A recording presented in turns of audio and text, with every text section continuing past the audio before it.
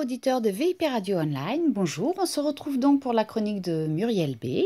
J'ai un grand plaisir à vous retrouver et ce soir pour un bel événement qui est le dîner des optimistes au Negresco et en très bonne compagnie puisque je vais faire une chronique avec Vanessa Baudouin.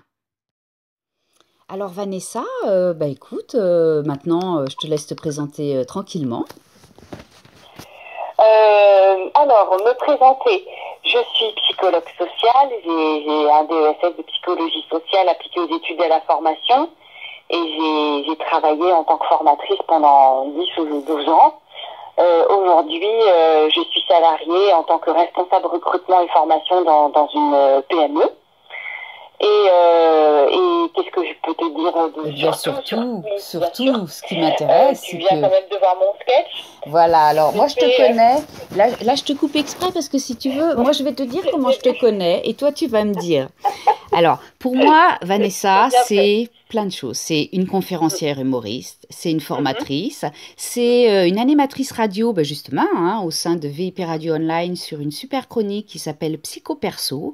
C'est quand même une chronique que tu as animée depuis plus de 3 ans. Et surtout, Vanessa, c'est une grande humoriste. Moi, je t'ai connue en 2015 avec ton one-man show Je lâche prise. Alors, tout à l'heure, lors de ta présentation, j'ai entendu conférencière humoriste et tu as parlé de responsabilité positive. Alors là, à toi de jouer. Qu'est-ce que ça veut dire? Oui, mais merci Muriel de m'avoir replacée dans le chemin de la conférencière humoriste. En effet, c'est tout à fait ça. Conférencière parce que quand je suis arrivée à Nice, je faisais déjà une conférence sur la non-victimisation et le pouvoir du choix. Et je suis montée sur les planches à Nice toujours, il y a maintenant à peu près 4 ans. Et j'ai eu envie de relier les deux. Donc conférencière humoriste parce que le format de conférence que je propose, il est un petit peu nouveau, un petit peu novateur, dans le sens où c'est bien une conférence didactique, mais qui se rapproche aussi du divertissement, avec plusieurs sketchs à l'intérieur de la conférence et on termine après par une chanson karaoké. Ça s'adresse vraiment à tout type d'entreprise, hein. C'est pas parce qu'on chante et que on se marre et qu'il y a un peu de divertissement qu'il ne faut pas penser que c'est pas sérieux.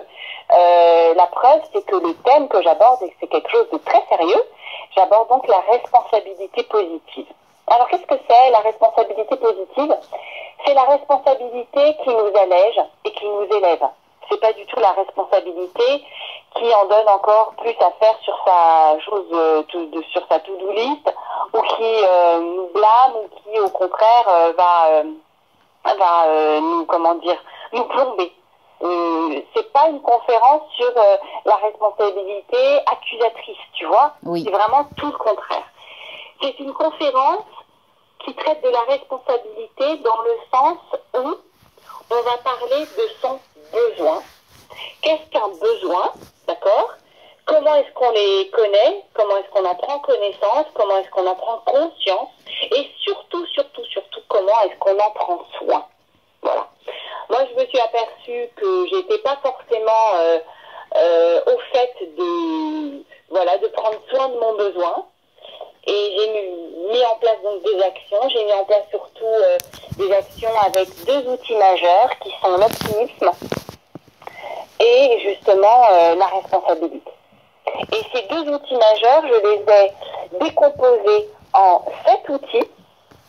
Et donc je propose une conférence autour de ces 7 outils qui vont permettre à n'importe quel salarié et à n'importe quelle personne, du grand public aussi, d'être plus autonome, plus responsable, plus productif, d'avoir une meilleure entente par exemple avec ses collègues, de moins réclamer d'attention en permanence. Et la conférence s'appelle Plus libre, libre, responsable et heureux. Et j'espère vraiment que cette conférence a pour but de rendre les salariés plus libres, responsables et heureux. Alors là, c'est super. Donc là, si tu veux, pour moi, on est juste sur un enjeu sociétal. Alors sociétal avec au sens propre et au sens figuré. Et sociétal, c'est-à-dire même, c'est le devoir pour nous, pour nos enfants, pour les jeunes, de faire de sorte à connaître ses besoins. Tu l'as bien dit. avoir connaissance que déjà pour être bien, être optimiste, et c'est tout le thème de cette soirée ce soir. Donc j'ai même envie de dire que quand j'ai vu ton sketch, on est même sur un sketch qui nous permet de savoir un peu pour comprendre ou comprendre pour savoir, que finalement aller à l'essentiel, eh bien c'est donner les bases. C'est l'optimiste. Alors ce soir, cette soirée qui est organisée par la Ligue des optimistes, on est quand même là pour promouvoir l'optimisme, l'enthousiasme, et dans tous les domaines de vie. Alors effectivement, aujourd'hui, on est quand même à une époque où le stress au travail, on va dire, c'est pas rien. Et c'est pour ça qu'à mon sens, tel que tu nous as présenté ton sketch et tout ce que tu viens de dire, c'est pour moi quand même le fruit non seulement de ce que tu connais très bien, alors au niveau de ton travail, c'est pour moi le fruit d'expérience. Tu connais le monde du travail et en même temps allié à ton outil qui est l'humour. Et là, c'est savoir dire des choses graves avec humour, c'est juste excellent pour la compréhension. Alors, oui, je l'espère vraiment.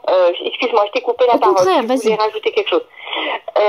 Je l'espère vraiment. Moi, j'ai la chance de travailler dans une société qui offre un grand confort à ses salariés. On est tous en télétravail, ce que moi je considère être un confort. À côté de ça, oui, on nous demande toujours d'être plus rapide, de plus en plus rapide, et voire même à la limite de la précipitation.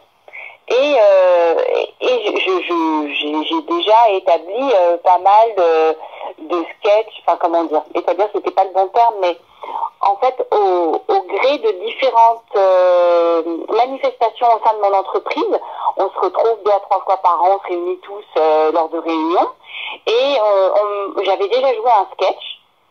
La direction avait été emballée par ce sketch-là, qui parlait vraiment de ce qu'on vivait dans l'entreprise, hein. Et ils m'ont même demandé de jouer un autre sketch lors d'une autre manifestation, notamment une formation avec d'autres salariés de mon entreprise. Ce que je veux dire par là, pour vraiment rebondir sur ce que tu viens juste d'évoquer, c'est que oui, l'humour est hyper fédérateur.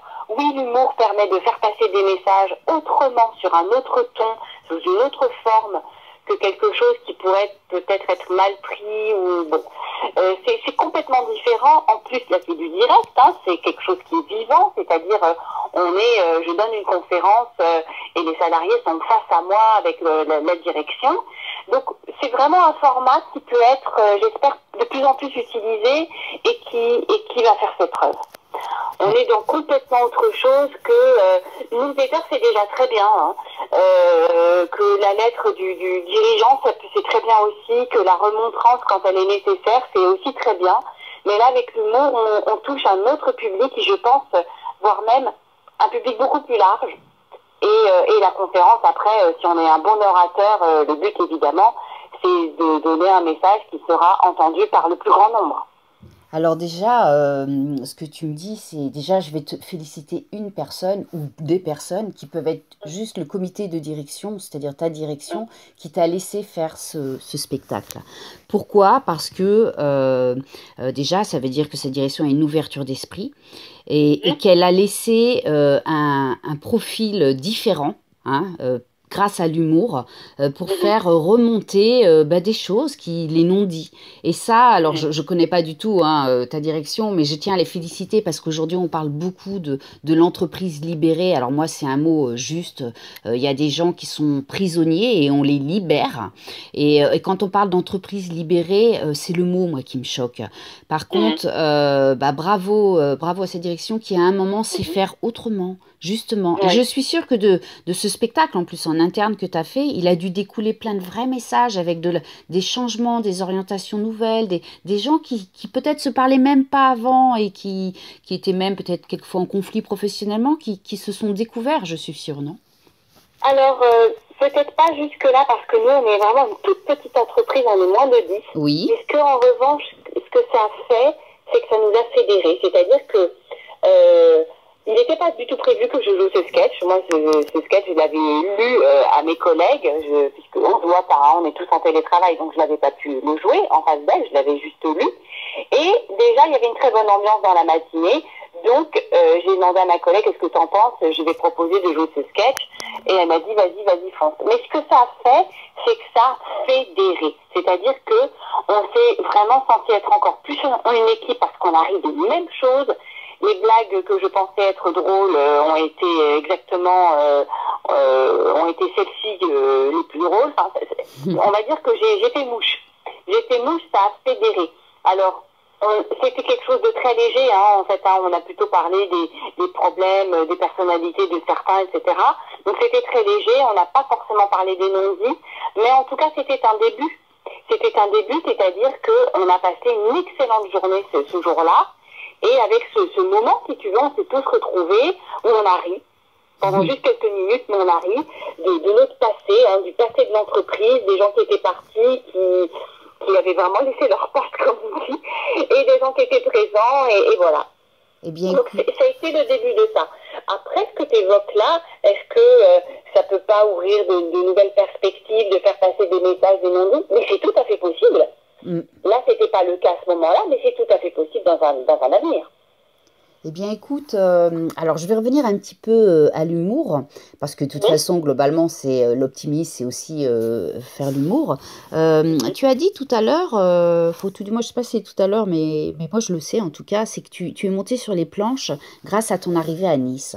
Alors moi j'ai envie de dire, au-delà du soleil, on connaît aussi beaucoup de femmes humoristes hein, en ce moment, dont une grande, hein, enfin une grande, elle n'est pas très grande en hauteur, mais c'est quand même Noël Perna qui elle aussi a démarré sur Nice. Et je vois que l'humour et les femmes, qu'on passe par Florence Foresti, Anne Romanoff ou Claudia Tagbo, enfin, je veux dire, c'est quand même... les femmes sont quand même fines, je dirais, dans leur humour et elles font beaucoup rire les hommes. Alors, est-ce que finalement, on ne pourrait pas dire que le challenge pour toi aujourd'hui, ce serait de continuer l'humour, parce que tu as ça dans la peau, mais justement d'avoir la capacité à le faire rentrer dans l'entreprise de façon fine, majestueuse, et surtout pour répondre à des performances, puisque dans l'entreprise, on est bien sûr... Quelquefois, on ne dit pas là pour rigoler. Hein, l'expression, on dit on se marre bien, on n'est pas cher payé. Mais nous, c'est justement peut-être de dire que grâce à l'humour, non seulement on va bien se marrer, mais qu'on va faire gagner de l'argent à la société, quoi. Est-ce que c'est ta philosophie? Il y a plusieurs choses là dans ce que tu viens de dire. Mon approche, que ce soit dans l'humour ou même dans la vie, je l'espère en effet un petit peu subtile, un petit peu fine. Comme je le disais tout à l'heure, j'ai un DESS en psychologie sociale et l'analyse a toujours fait partie de moi. Toujours. Je cherche le pourquoi du comment, à me remettre en question, à comprendre pourquoi les gens ont agi comme ça. Voilà, l'analyse, elle fait partie aussi de mon travail en tant que responsable recrutement, puisque c'est moi qui présélectionne les candidats et que je dois me poser plusieurs questions sur leur parcours, leurs compétences. Mais aussi, est-ce que cette personne va bien s'intégrer à l'équipe? Est-ce que s'il n'est pas mobile, est-ce que ça va marcher quand même, etc., etc. Donc, dans l'approche de mon humour et dans l'approche de ma vision de l'entreprise, j'espère être un petit peu fine, un petit peu subtile. Et c'est ce qui fait aussi que mon humour passe bien. Je pense pas avoir un humour gras. Tu parlais là de justement l'humour et le féminin, les femmes comédiennes, les femmes humoristiques. Je joue pas tellement non plus sur trop l'accord du sexe, l'accord de la parité, etc. En tout cas pas aujourd'hui. Oui. Et j'espère du coup avoir un humour qui peut être entendu par, une fois de plus, comme je disais tout à l'heure, le plus grand nombre. Ok. Eh bien, écoute, moi j'ai envie de te dire, finalement, aujourd'hui, on est sur un vrai message. Alors déjà, soyons optimistes, parce que c'est quand même le thème de ce soir. Hein. Et finalement, la vie, globalement, on a deux façons de la voir. Donc, quelle que soit la façon de la voir, l'idée, c'est vraiment d'agir face aux incertitudes, aux difficultés, tout simplement, de toujours garder le sourire aux lèvres et une petite blague au coin de la langue. Et ce que j'ai envie de dire, c'est que ce soir, si on a un vrai message, d'après ce que je comprends à passer, c'est finalement vous, mesdames, messieurs, les DRH, les RRH, les personnes qui sont au niveau des formations, des personnes de l'événementiel qui organisent des team building. En gros, tu es là vraiment, au contraire, tu es certainement, c'est là ta finesse, tu es là pour mettre en place des programmes adaptés pour non plus... pour faire face aux difficultés, mais avec humour, et ces difficultés deviennent juste des expériences partagées de façon performante au sein d'une entreprise. C'est exactement ça. De faire d'une difficulté une opportunité d'apprentissage, figure-toi, chère Muriel, que c'est une un des outils des 7 que je propose lors de ma conférence. Donc c'est exactement ça. Voilà, c'est vraiment une conférence, donc ma conférence spectacle qui s'intitule Libre, responsable et heureux.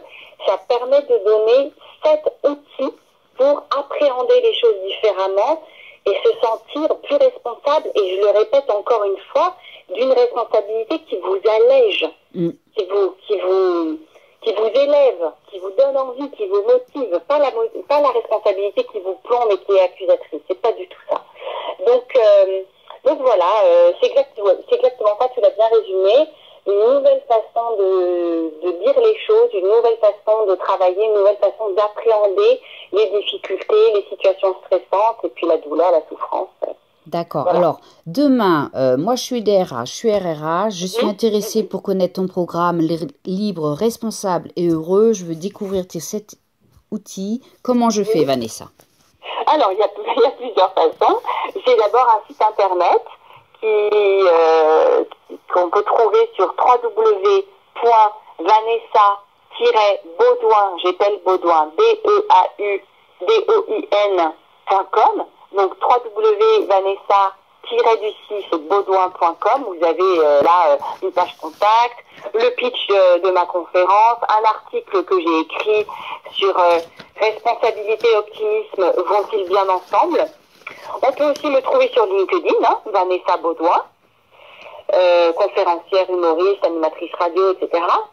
Et puis je peux donner aussi mon numéro de téléphone, ça ne me gêne pas, 06 70 88 23 92, 06 70 88 23 92. Mais voilà, vraiment, je crois que la plus belle porte d'entrée, ça reste mon site internet, puisqu'il y a vraiment tout. Le teaser de mon spectacle pour vous faire une idée de ce que je fais. La vidéo du sketch du Negresco qui, je l'espère, lors de la diffusion de notre interview sera déjà en ligne.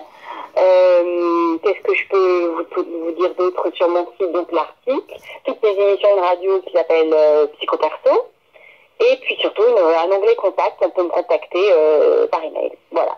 Et puis on sait que de toute façon, la meilleure publicité, c'est le bouche à oreille, et que ça, Radio Moquette marche très très bien, on le voit. Donc on ne va pas hésiter, voilà, au sein de la radio. Eh bien écoute Vanessa, je te remercie vraiment pour cette belle soirée, pleine d'humour, pleine d'optimisme, de gaieté, de joie, d'enthousiasme. Garde ça et n'hésite pas à contaminer tous tes proches comme tu sais très bien le faire. Et puis je te souhaite plein de beaux team building, plein de business à faire sur le sourire et le rire. C'est très bon pour la santé. Au plaisir, Vanessa. Merci beaucoup, Muriel. Voilà. Alors, chers auditeurs de VIP Radio Online, j'en profite donc pour vous quitter par rapport à cette chronique. Et donc, je vous annonce la prochaine chronique où je recherche des témoignages anonymes de personnes qui ont fait des burn-out. Donc, n'hésitez pas à me contacter aussi, donc sur soit la radio, VIP Radio Online, ou Muriel, muriel.contact@gmail.com. Et donc cette prochaine chronique de Muriel B a lieu le samedi, toujours de 21h à 21h15. Bye bye, bel auditeur, à bientôt, au revoir.